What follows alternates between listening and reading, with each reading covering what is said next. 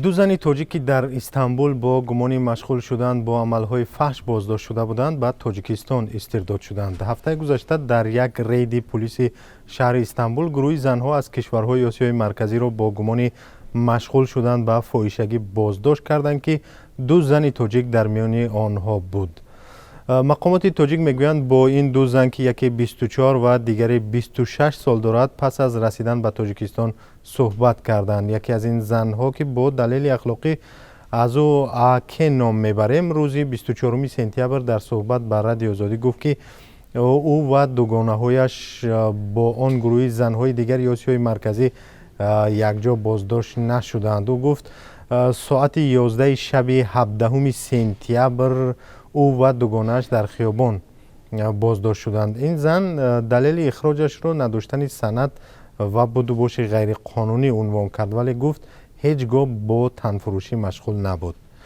همصحبت ما گفت که هنوز 5 سال پیش از ترکیه اخراج شده بود و اقرار شد که برای غیر قانونی به این کشور رفته بود و میخواست در یک کارخانه نساجی این کشور کار کند.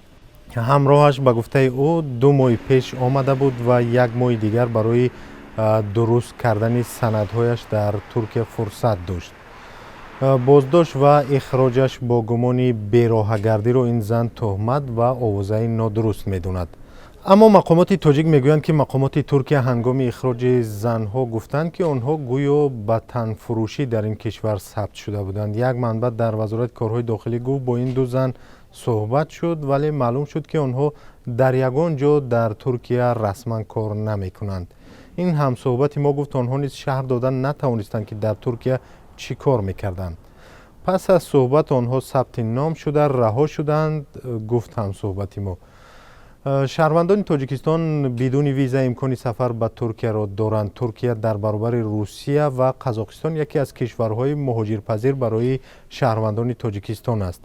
بر اساس حساب‌های غیر رسمی در این کشور از 5 تا 7 هزار تاجیک کار و زندگی می‌کنند. در گذشته نیز در عملیات‌های اخلاقی پلیس ترکیه زن‌های تاجیک بازداشت شده بودند.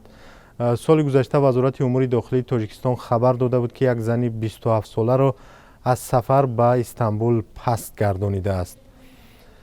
این دو زن اخراج شده بنا به اطلاع دریافتی در طربخانه‌های استانبول بر رقاصگی مشغول بودند. طبق اطلاع وزارت امور داخلی تاجیکستان امکان داشت در استانبول این خانم‌ها مورد استثمار شبانه قرار گیرند.